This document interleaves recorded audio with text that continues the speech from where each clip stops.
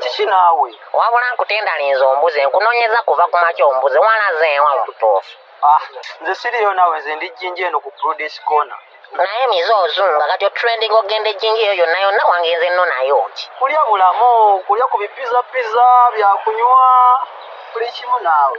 Ndowooza nze sibirya kankubire Salifu ajja nno nantwaleko out tulabe ekinaakuluma. Shalifu ndi naye, Shalifu jangu owulire ono. Naye oli naye wabula nina bridge, nina ekisiraani oba Sami mweyandoga.